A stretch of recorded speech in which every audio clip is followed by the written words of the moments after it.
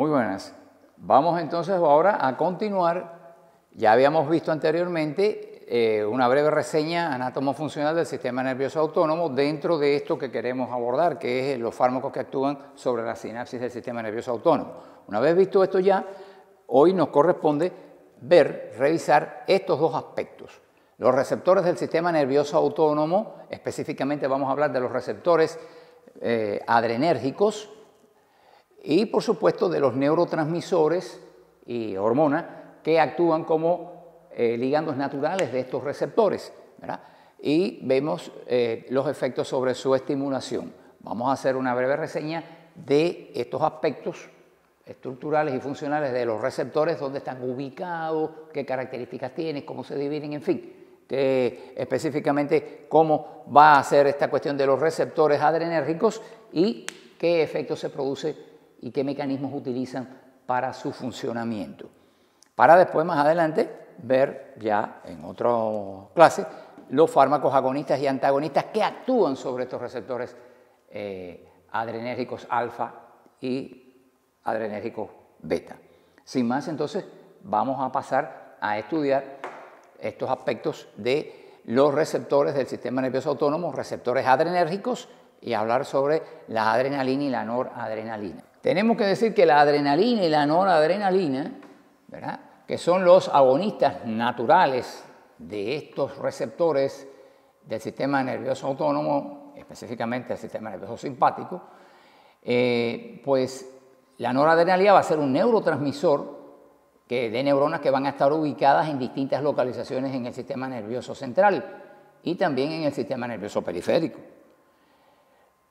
formando parte del componente presináptico de las fibras postganglionares de la división simpática del sistema nervioso autónomo.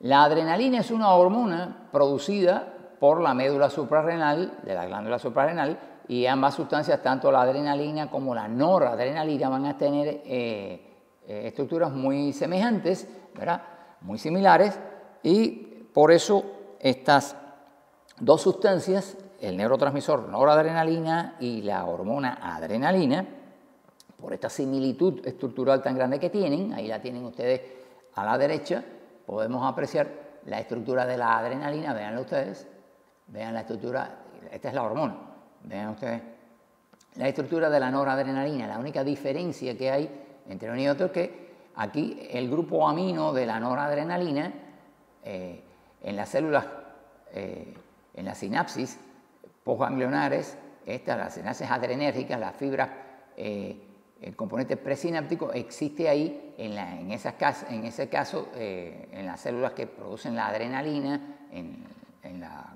glándula suprarrenal. Esas células tienen una enzima que no tienen en las terminaciones axonales simpáticas. Tienen una enzima que se llama una enzima metilasa que metila, se llama metilnoradrenalina porque actúa sobre la noradrenalina convirtiéndola en metilnoradrenalina, que es entonces la adrenalina. Fíjense que la única diferencia es que en el grupo amino, que es el grupo NH2, uno de los hidrógenos está sustituido por este grupo metilo CH3. Esa es la única diferencia estructural que tiene.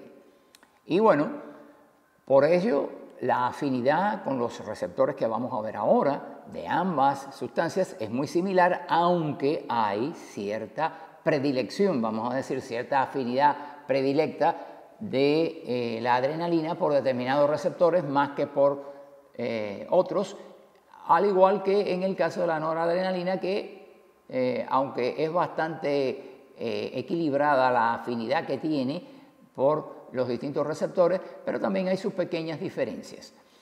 Bueno, aquí tiene señalado usted la médula suprarrenal, que es donde se produce la adrenalina, y aquí tenemos la localización, ¿verdad?, de donde se libera la noradrenalina en el sistema nervioso autónomo, que es lo que nos ocupa ahora a nosotros, ¿verdad?, que son en las sinapsis postganglionares. Esta es una neurona postganglionar, digamos de un ganglio simpático paravertebral o de uno prevertebral, y estos son sus axones que llegan a la víscera, y ahí es donde se libera la noradrenalina. Como ven ustedes, la vía metabólica de producción de tanto de la noradrenalina como de la adrenalina es la misma, ¿verdad? Todo parte del aminoácido tirosina, que es la materia prima, es el aminoácido tirosina. Todo esto también lo van a estudiar ustedes en bioquímica, pero bueno, es bueno que ya vayamos entrando nosotros en conocimiento de esto, ¿verdad? Hay una enzima que es esta que está aquí, que es una hidroxilasa, que hidroxila a la tirosina convirtiéndola finalmente en L-Dopa, que es un aminoácido también aromático, y sobre la L-Dopa va a actuar una enzima que descarboxilasa, que tiene como cofactor a la vitamina B6, descarboxila a la L-Dopa, la convierte en dopamina, que es otro neurotransmisor que vemos asociado al sistema nervioso, un cotransmisor que vemos asociado también en el sistema nervioso simpático, y esta dopamina es transformada por otra enzima que se llama dopamina beta hidroxilasa y la convierte en noradrenalina. Hasta ahí llega el metabolismo en los botones terminales, en los axones de las neuronas simpáticas postganglionares. ¿Bien? Ahora, en las células endocrinas de la médula suprarrenal que reciben fibras preganglionares simpáticas, por tanto esas células tienen que tener receptores colinérgicos, ¿verdad? Cuando se combina el receptor, se desata una actividad en las células, que estas células tienen una enzima que no está presente en las neuronas simpáticas postganglionares, ¿verdad? Y que es la metiltransferasa esta de la noradrenalina. Y la noradrenalina, que hasta ahora se ha venido formando también en esas células endocrinas, una buena parte, la inmensa mayoría, más del 85% de la noradrenalina que se ha formado en esas células de la médula suprarrenal es metilada y convertida entonces en adrenalina. Ven aquí el radical metilo, la diferencia entre la noradrenalina y la adrenalina. Esa es la diferencia. Ambas pertenecen al grupo, la noradrenalina y la adrenalina pertenecen al grupo de las catecolaminas, pues todas estas sustancias, que no son solamente la adrenalina y la nor, pero bueno, estas sustancias se denominan también catecolaminas, verán que es un tipo de denominación común que tienen estas dos sustancias, además de algunas otras que ya en otros momentos estudiaremos, por la presencia de este grupo químico que tienen en su estructura, que es un anhídrido aromático que tienen estas dos posiciones radicales hidroxilo. Este es el grupo catecol, catecol. Por tanto, cualquier sustancia, cualquier ligando natural que como la noradrenalina o la adrenalina tenga en su estructura este grupo catecol, va a recibir la denominación de catecolaminas. Todas las catecolaminas derivan de este aminoácido tirosina, de todas, van a derivar de este aminoácido tirosina, que por sucesivas reacciones bioquímicas va a dar lugar a, como ven ustedes, dopamina, que vieron ahí, que es otro neurotransmisor neuronal. Hay neuronas donde no hay estas enzimas que vienen y transforman la dopamina en noradrenalina y en adrenalina, sino que solamente la vía metabólica llega hasta aquí. Bueno, la noradrenalina liberada a la hendidura sináptica después de combinarse, por ejemplo, esto que representa aquí es el botón axonal, botón terminal de una fibra simpática postganglionar haciendo sinapsis a nivel de una célula efectora. Por tanto, se va a liberar aquí la noradrenalina a la hendidura sináptica. Por eso te comentamos acá que esa noradrenalina se va a combinar aquí con los receptores. Después de combinarse con los receptores, ¿verdad? Esa neuroadrenalina no se va a quedar todo el tiempo ahí unida a los receptores, si no se combina con el receptor, se desprende después de unos milisegundos, otras moléculas le sustituyen y se siguen combinando y así ocurre un movimiento de recombinación y desprendimiento del neurotransmisor. Y entonces, ¿qué ocurre? Que esa noradrenalina va siendo extraída de ahí, de la hendidura sináptica, para que no se mantenga actuando perennemente, ¿verdad? Sino los efectos serían muy prolongados, muy devastadores, y esto tiene que tener un tiempo de acción determinado sobre los receptores. Y por tanto, hay varias maneras de limitarle el tiempo de acción a la noradrenalina sobre sus receptores.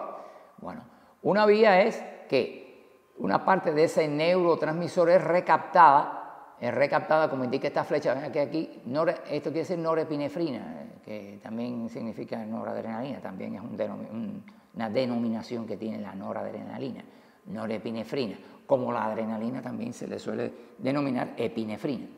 Bueno, la noradrenalina o norepinefrina que se libera aquí, una parte de ella es recaptada por receptores que están aquí también en la membrana presináptica. Esta es la membrana presináptica, esta es la membrana postsináptica. Y al unirse aquí, pues es reintroducida al interior del componente presináptico, ¿verdad? Y es reintroducida de nuevo en las vesículas sinápticas, esa noradrenalina que es recaptada y que va siendo retirada de aquí al unirse, porque esas moléculas cuando se liberan chocan con los receptores y de pronto muchas de ellas al desprenderse chocan de nuevo con estos receptores y ahí mismo ya resultan recaptadas y remetidas aquí, muchas de ellas. Pero bueno, eso no es lo único que ocurre. También otra parte de la noradrenalina libre en la hendidura sináptica es degradada por una enzima que se llama catecol ortometiltransferasa, que degrada a distintos metabolitos a esta noradrenalina, ¿verdad? También una parte de la noradrenalina que es recaptada es introducida aquí adentro, pero otra parte también se puede derivar hacia las mitocondrias. Las mitocondrias tienen unos sistemas enzimáticos, que hablaremos en otros momentos de ellos, que son los sistemas de las monoaminooxidasas o MAO, ¿verdad? Estas enzimas son enzimas biotransformadoras que lo que hacen es descomponer a la noradrenalina e inactivarla, ¿verdad? Por tanto, la noradrenalina que es recaptada aquí en el punto número 1, una parte es reintegrada a las vesículas y otra parte es procesada aquí a nivel de las mitocondrias por las MAO, por las monoaminoxidasas, para terminar con su actividad.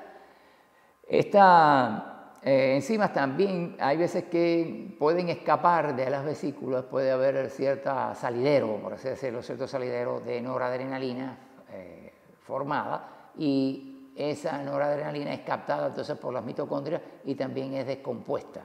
También esa función tiene descomponer a la noradrenalina que se escapa, que se sale de las vesículas sinápticas. Bueno, estas son las vías que utilizan estas sinapsis adrenérgicas o noradrenérgicas para metabolizar o limitar el tiempo, metabolizar y limitar el tiempo de acción del neurotransmisor noradrenalina sobre la sinapsis. La síntesis de la noradrenalina se va a efectuar en el citosol, no es que se produzca aquí en el mismo componente presináptico, se va a producir en el citosol aquí, perdón, en el mismo componente presináptico, ¿verdad? De estas neuronas noradrenérgicas, aquí mismo se va a sintetizar toda esa vía que vieron ustedes, tirosina, dopamina, noradrenalina, adrenalina, todo eso ocurre en el citosol del componente presináptico, ¿verdad? Entonces, esta noradrenalina, una vez que se sintetiza, es incorporada a las vesículas presinápticas estas, que esas sí vienen importadas desde el citoplasma, emitidas por el aparato de Golgi. Vienen esas vesículas transportadas hasta aquí vacías y aquí entonces son rellenadas de la noradrenalina que es producida aquí mismo, ¿verdad? Entonces, la noradrenalina se libera desde el botón terminal cuando viene un impulso nervioso, es liberada entonces del botón terminal hacia la hendidura sináptica, ¿verdad? Cuando llega aquí al potencial de acción, se produce el mecanismo de liberación de la noradrenalina para que entonces pueda combinarse con los distintos receptores postsinápticos que tiene este neurotransmisor. Vamos a hablar entonces ahora de los receptores adrenérgicos, sus afinidades por la noradrenalina y por la adrenalina, ¿verdad? Vamos a hablar un poco de ellos ahora. Es importante familiarizarnos con estas cosas también. Vamos a tener dos grandes familias de receptores adrenérgicos. Los receptores alfa, que pueden ser alfa 1 y alfa 2, y los receptores beta, que pueden ser beta 1, beta 2 y beta 3. En toda la sinapsis noradrenérgica vamos a encontrarnos receptores de estos tipos, aunque no en igual cantidad o proporción unos y otros. Existen determinados tejidos cuyas células presentan un determinado tipo de receptor noradrenérgico extraordinariamente abundantes. En otros prácticamente vamos a tener un solo tipo, en otros podemos tener los dos tipos, uno de ellos más abundante que el otro. En fin, podemos tener esta posibilidad. La adrenalina va a ejercer su acción, sus efectos casi iguales que la noradrenalina cuando se combina con sus receptores. Pero bueno, no quiere decir que sean exactamente iguales al 100%. Existen algunas diferencias entre los efectos que la adrenalina produce cuando se combina con determinados receptores en determinados sitios y los efectos que tiene la noradrenalina cuando se combina también con receptores en determinados sitios. Vamos a ver en qué estriba todo esto. La adrenalina, por ejemplo, tiene una mayor afinidad por los receptores de tipo beta que por los alfa. Podemos decir que la adrenalina es muy betófila, es principalmente afín a los receptores beta. Si en un tipo de tejido, digamos, cae la adrenalina, esta adrenalina irá a ocupar primero los receptores beta que haya en esas células que están ahí. Después podrá combinarse con los alfa, pero básicamente primero satura los beta porque tiene más afinidad por los beta y después, bueno, con los alfa por los cuales tiene menor afinidad. Tiene afinidad pero menor que por los beta. En el corazón, por ejemplo, hay una gran riqueza de receptores beta 1. La adrenalina estimulará más al corazón que la misma noradrenalina. La diferencia es muy poca, ¿no? Es un poco más fuerte el efecto de la adrenalina estimulando los receptores beta 1 que los de la noradrenalina estimulando estos mismos receptores, ¿verdad? Es muy pequeña la diferencia. La noradrenalina produce igual efecto, pero vamos a ver en cuantía el efecto estimulador sobre el beta 1 de la adrenalina es un poco superior al de el efecto estimulador del beta 1 por la noradrenalina. Pero bueno, eso no quiere decir que el estímulo de la noradrenalina sobre el receptor beta 1 no sea importante, porque lo es. En segundo lugar, podemos señalar que la noradrenalina tiene mayor afinidad por los receptores alfa 1 y alfa 2 que por los beta. Se combina con los beta, como ya dijimos, produciendo un efecto un poco menor que, por ejemplo, en el corazón, un poco menor que el que produce la adrenalina. Pero la afinidad notable, bien notable, de la noradrenalina es básicamente por los receptores alfa 1 y alfa 2. ¿Verdad? Mucho más que la adrenalina también se puede combinar con estos receptores y los estimula, pero no tan intensamente como lo hace el alfa, como lo hace la noradrenalina, perdón. Y como dichos receptores están muy abundantes en el músculo liso de las paredes de las arterias finas, arteriolas y venas, y su estimulación va a producir entonces ahí contracción, por tanto vasoconstricción de estos vasos sanguíneos. Ahí vamos a tener que esta vasoconstricción que induce la noradrenalina, pues va a ser mucho más intensa que la producida por la noradrenalina. Por eso recordarán ustedes cuando dimos fisiología el año pasado, que cuando el sistema nervioso simpático descarga noradrenalina sobre los vasos sanguíneos se produce una vasoconstricción que aumentaba entonces la resistencia periférica y por tanto la presión arterial. Ese efecto es por este mecanismo de afinidad tan grande por los receptores alfa 1 y alfa 2 que tenemos en las paredes, o sea, en las capas musculares de las arteriolas y arterias finas. La adrenalina lo puede producir también, pero en mucha menos intensidad.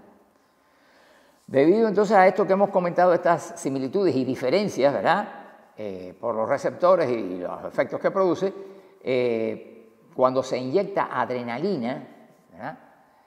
Predomina más el efecto taquicárdico por un efecto directo de estimulación en los receptores beta 1 del corazón por parte de la adrenalina y una muy ligera vasoconstricción periférica por la débil estimulación que produce sobre los alfa 1 y alfa 2, ¿verdad? Con muy leve incremento de la presión arterial media. Este es el efecto de la adrenalina cuando la inyectamos. La potencia metabólica de la adrenalina es de 5 a 10 veces superior a la de la noradrenalina. Sobre todo la adrenalina tiene una gran acción sobre vías metabólicas a nivel del hígado y del músculo, como son la glucogenólisis hepática y muscular. Es decir, ya verán ustedes, cuando estudien en bioquímica, aunque de eso tuvimos, ustedes estudiaron esto ya en bioquímica y además lo estudiaron conmigo en fisiología también, que la glucogenólisis hepática y muscular es el proceso mediante el cual se produce la descomposición del glucógeno, ¿verdad?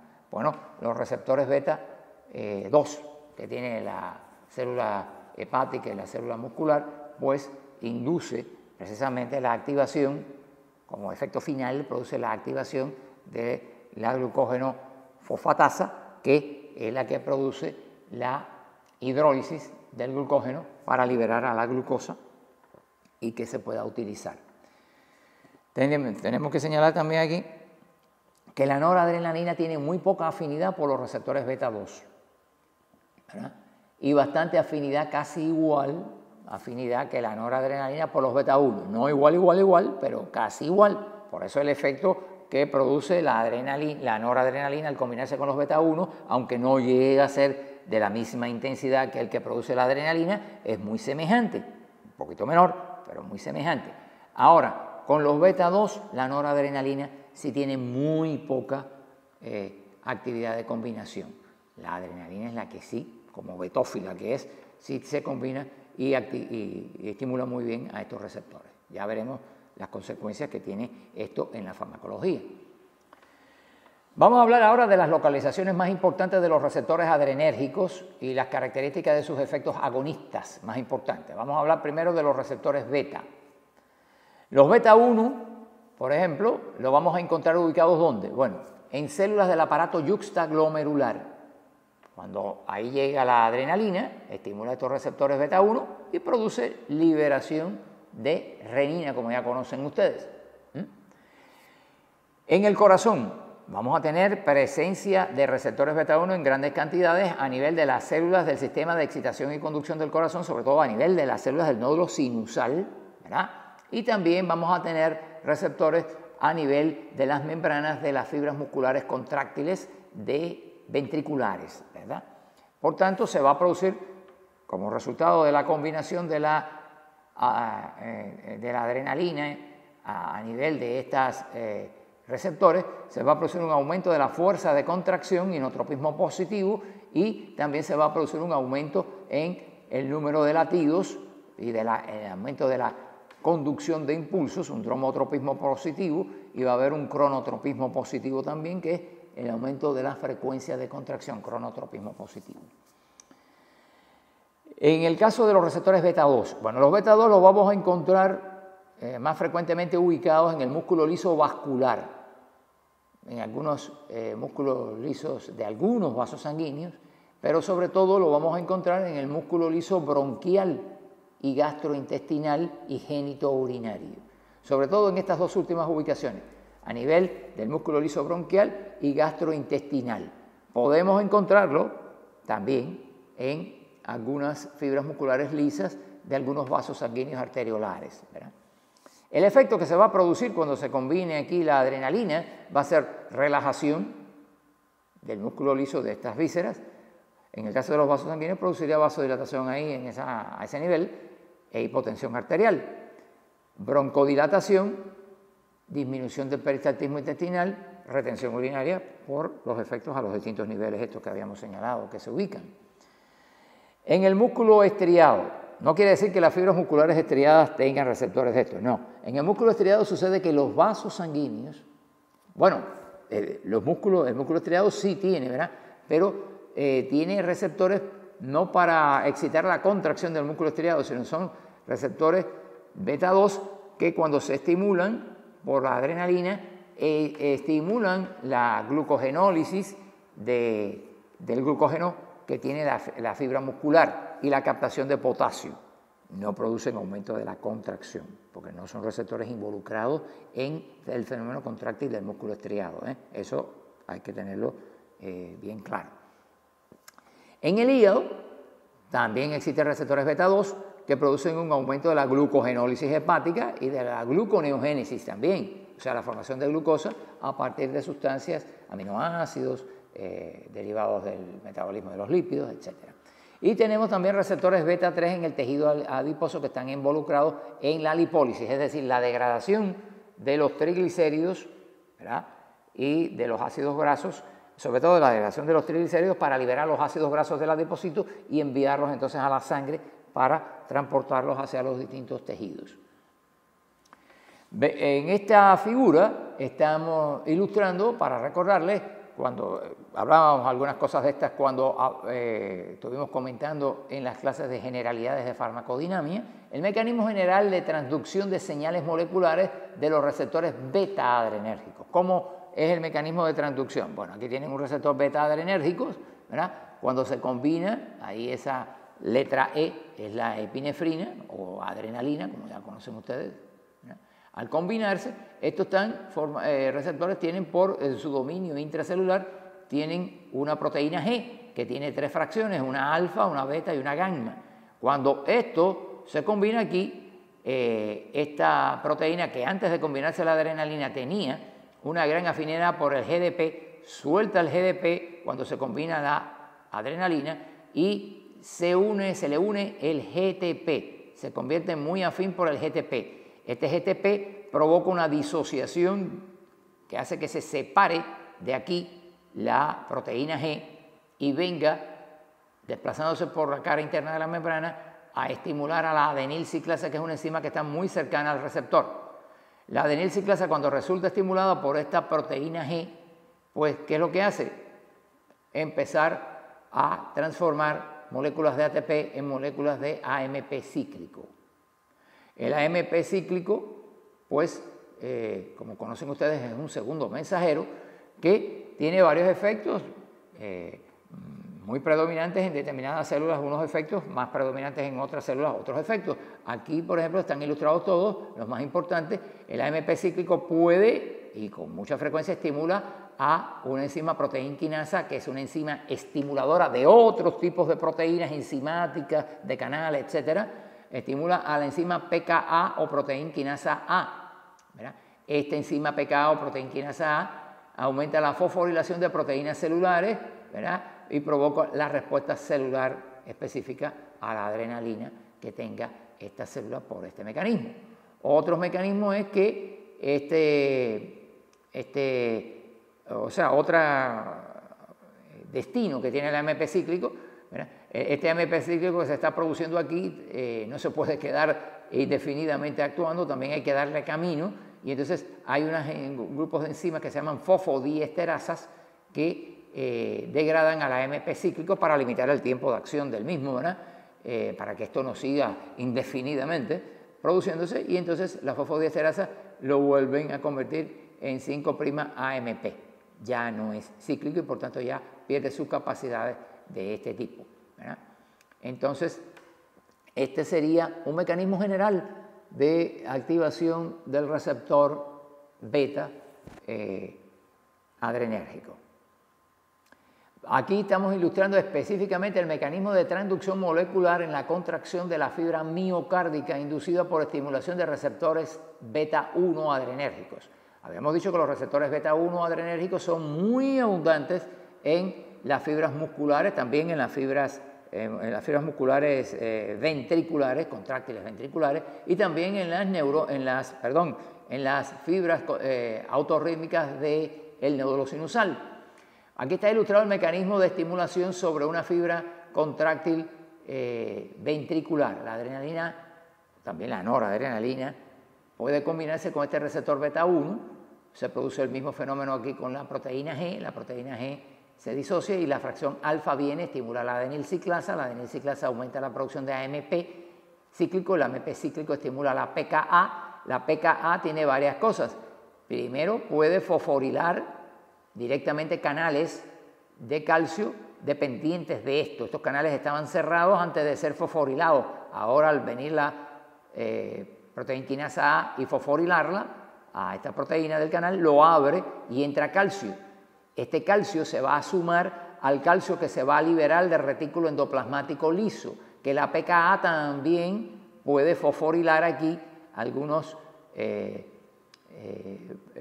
poros que tiene la membrana, algunas proteínas de membrana que tiene acá la membrana del retículo endoplasmático liso y fomentar la liberación de calcio del retículo endoplasmático o sarcoplásmico, que es lo mismo que el retículo endoplasmático, y entonces todo este calcio, el que viene entrando por aquí más el que libera el retículo sarcoplasmático, pues produce precisamente, favorece la contracción muscular como ya ustedes conocen, de la fibra muscular lisa, en este caso ventricular cardíaca, estriada.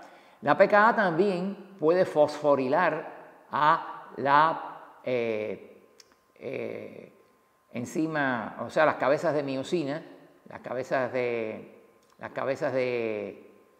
miosina de los ¿cómo se llama? De los filamentos, de los miofilamentos, para que reaccionen con los filamentos de actina y se peguen a los filamentos de actina y se produzca el deslizamiento. También puede ser estimulada por la PKA. Por tanto, la PKA, vean ustedes cuántas actividades puede ejercer que favorecen por la elevación del calcio citosólico o por acción también directa de fosforilaciones de las cadenas ligeras de miosina de los filamentos estos contráctiles.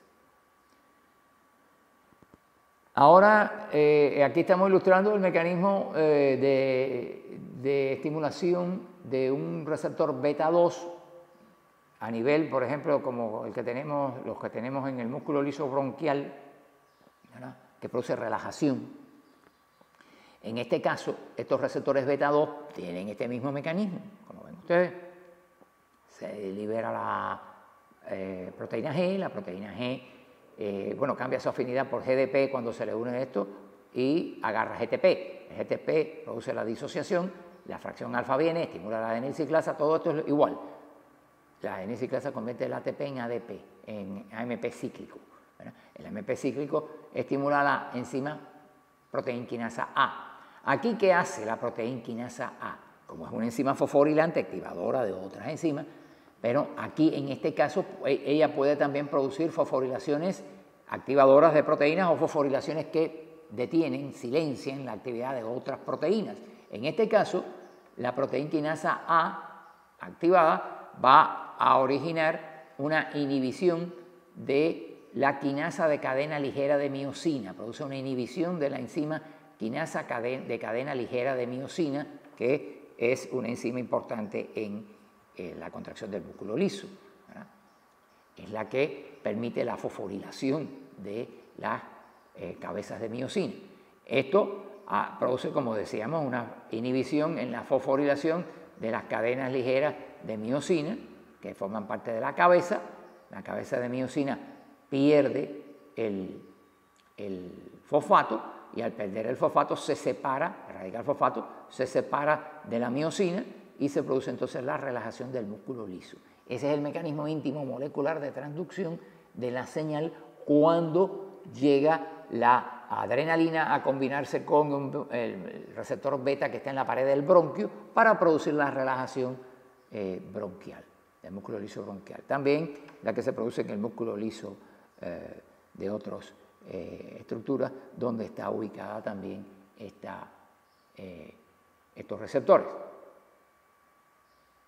Y aquí ilustramos el mecanismo de acción de la adrenalina sobre la glucogenólisis hepática, inducida por adrenalina, también sobre receptores beta 2. Los receptores beta 2 que están en el hepatocito, al ser estimulados por la adrenalina, van a generar también bueno, lo mismo, ¿no? Proteína G que se estimula, proteína G que estimula la adenilato ciclasa, que convierte el ATP en AMP cíclico, el AMP cíclico estimula la proteína quinasa A, pero ¿qué hace la proteína quinasa A aquí en el hepatocito en este caso? Bueno, varias cosas. Una cosa importante es que va a producir una inhibición de la enzima glucógeno sintetasa, que agarraba la glucosa 1-fosfato y la metía en el proceso de síntesis de glucógeno. Inhibe a esto. Otra cosa que va a hacer es activar a la glucógeno fosforilasa, y la glucógeno fosforilasa va a empezar a descomponer el glucógeno a glucosa 1-fosfato. Este glucógeno 1-fosfato se convierte en glucosa 6-fosfato y después se activa aquí la glucosa 6-fosfatasa, le quita el fósforo y la glucosa queda ya liberada de radical fosfato, puede difundir entonces hacia la sangre como combustible disponible para esto, ¿verdad?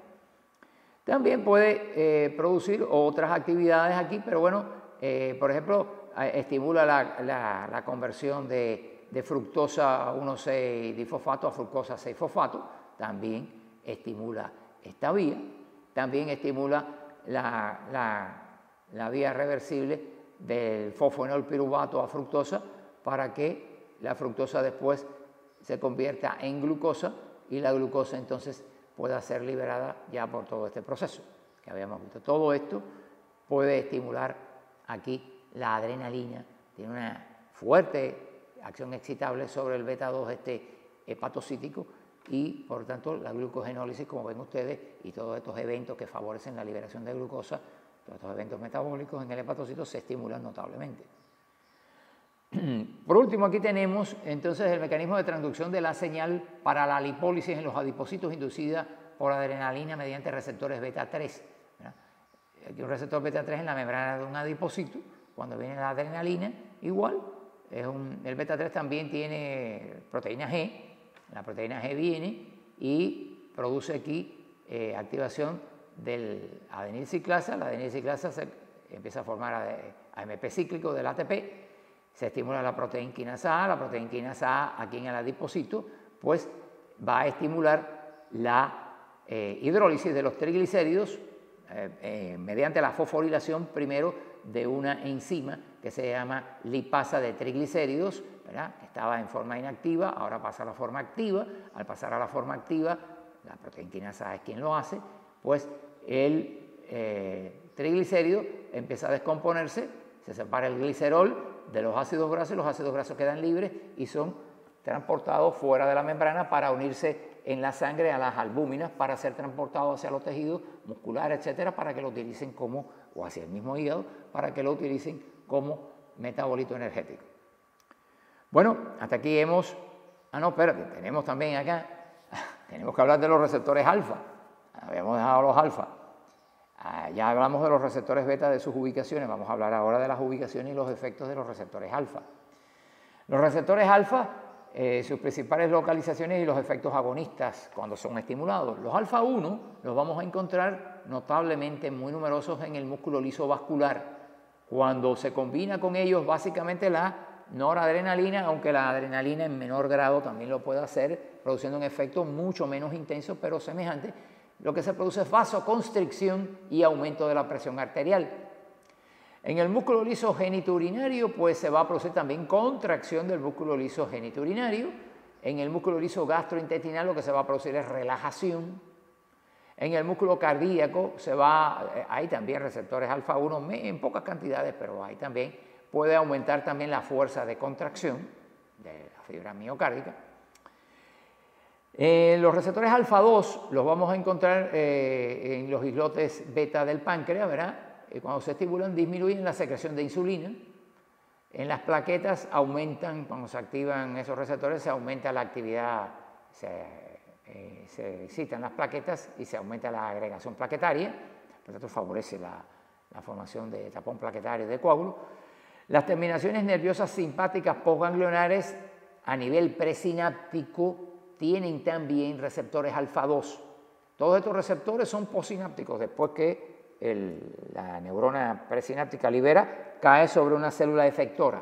Pero sucede que también en la membrana presináptica de la célula esta postganglionar simpática, hay también receptores llamados receptores presinápticos que son del tipo alfa 2. Estos receptores alfa 2, cuando se combinan con la misma noradrenalina que es liberada a la hendidura sináptica, producen una disminución de la liberación ulterior de la noradrenalina de las vesículas presinápticas y estimulan más la recaptación de la noradrenalina que se ha liberado hacia la hendidura presináptica. Por tanto, tiende a disminuir el mismo efecto de la noradrenalina sobre los componentes postsinápticos. Vamos a tener que en el músculo liso vascular, en algunas localizaciones vamos a encontrar receptores alfa 2 también. Estos receptores postsinápticos de la fibra lisa vascular, muy semejante a lo que hace el alfa 1 del músculo liso vascular, producen también vasoconstricción.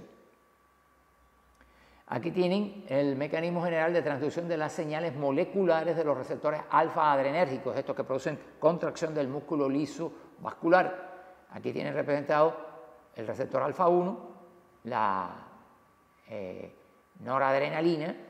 La noradrenalina es mucho más afín que la misma adrenalina, aunque la adrenalina se puede combinar también, pero no es tan efectiva. Al combinarse se disocia aquí la proteína G, la fracción alfa viene y entonces se estimula a otra proteína de membrana que está aquí muy cerca del receptor, que es la fosfolipasa C. La fosfolipasa C lo que hace es hidrolizar los fosfolípidos y el resultado de esa hidrólisis es que aparecen dos segundos mensajeros, el IP3, el inositol trifosfato, y el DAG, que es el diacilglicerol. El IP3 lo que hace es estimular la liberación del calcio que está en el retículo endoplasmático liso, que es muy pequeñito, tiene vesículas muy pequeñas, por tanto muy poca acúmulo de calcio, pero bueno, libera este calcio que va a hacer falta para la contracción de la fibra lisa muscular. Entonces, el diacilglicerol, ¿qué va a hacer acá? Bueno, el diacilglicerol por su parte no es hidrosoluble como el IP3, que viene hacia el citosol hasta llegar aquí a la membrana del retículo endoplasmático para ejercer su efecto ahí y liberar el calcio. Él es liposoluble, por tanto se mantiene aquí y se desplaza hasta encontrar a la proteína quinasa C, que aunque está puesta aquí abajo, está pegada también aquí a la membrana, y le estimula a la proteína quinasa C. La proteína quinasa C aquí va a fosforilar proteínas de membrana, distintas proteínas de membrana, entre ellas fosforila canales de calcio que también hay en la membrana de la fibra muscular lisa y que no están representados en el dibujo, y estos canales de calcio pues se abren y entra entonces calcio del líquido extracelular. Recuerden ustedes que el calcio del líquido extracelular es fundamental para que la fibra muscular lisa vascular se pueda contraer, puesto que el calcio que tenemos aquí da su contribución, pero es mucho menor. Por tanto, ahora este calcio que como respuesta va a venir de afuera a través de los canales que por la fosforilación de la proteína quinasa C se van a abrir, ese calcio se va a sumar aquí y va a garantizar una respuesta más efectiva de la contracción muscular. Aquí ilustramos el mecanismo de transducción de las señales moleculares durante la contracción muscular lisa vascular inducida por noradrenalina, que se media también por receptores alfa 1. Los receptores alfa 1 también pueden ser estimulados, ¿verdad?, por la agonista, la noradrenalina. También veremos que va a haber otras sustancias que lo pueden estimular, como es la angiotensina 2, la endotelina, pueden también combinarse con estos receptores y desencadenar todo esto, ¿verdad? Entonces, este mecanismo de transducción molecular de la contracción muscular lisa inducida por noradrenalina y mediada por estos receptores alfa 1, pues la tienen aquí también. Ven aquí cómo se estimula la fosfolipasa C, cómo se produce el diacilglicerol, el IP3. El IP3 libera calcio del retículo sarcoplasmático, ¿verdad?, o retículo endoplasmático. Ese calcio reacciona con la calmodulina, como saben ustedes. La calmodulina pues activa aquí a la quinasa de cadena ligera de miosina, ¿verdad?, y se fijan entonces, se fosforilan las cabezas de miosina y pueden reaccionar, o sea, se desactivan y pueden relajarse el músculo para producir la dilatación vascular. Y por último aquí tenemos entonces el mecanismo de transducción de las señales moleculares para la contracción de la fibra miocárdica. Dijimos que en la fibra miocárdica hay pocos receptores alfa 1, pero hay también, ¿verdad?, que pueden ser estimulados también por la adrenalina. La noradrenalina los estimula mucho, los estimula más todavía, pero bueno, la adrenalina los puede estimular también. De todas maneras, la noradrenalina, que es lo que más los estimula, se combina con el receptor. Aquí tiene su proteína G, que se disocia, estimula la fosfolipasa C. La fosfolipasa C igual induce esta hidrólisis de los fosfolípidos de la membrana, diacilglicerol e inositol trifosfato, que libera calcio del retículo sarcoplásmico de la fibra, ¿verdad? Y también la PKC, la proteína quinasa C, pues puede aumentar también la entrada del contratransporte de sodio con hidrógeno, largar hidrógeno hacia afuera y introducir sodio. El sodio pues también excita al potencial de acción, ¿verdad?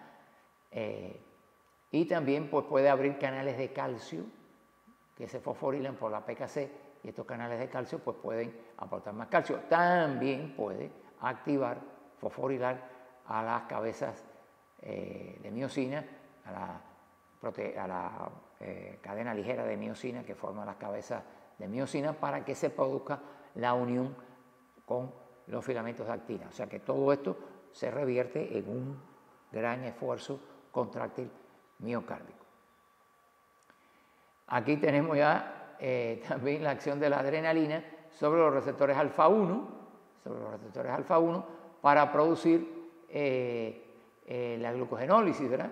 Aquí tiene la adrenalina, se puede combinar con receptores alfa 1 también, es otra vía alternativa, diferente de la del receptor beta 2, ¿verdad?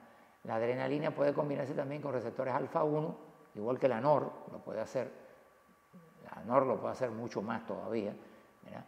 Y se estimula también el mecanismo de la fosfolipasa C con estos dos segundos mensajeros, y esto puede liberar calcio y estimular a la fosforilasa de glucógeno para que se active y descomponga el glucógeno en glucosa y se libere la glucosa hacia la sangre. Esa es una vía alternativa también que se puede activar por la liberación de noradrenalina y combinarse con receptores alfa 1 ahí, pero también la adrenalina lo puede estimular, aunque en menos intensidad. Bueno, ahora con esto ya hemos concluido esta clase informativa acerca de los efectos que producen los receptores adrenérgicos, ¿verdad? Ya estamos en condiciones más adelante, cuando veamos esto mismo con los receptores,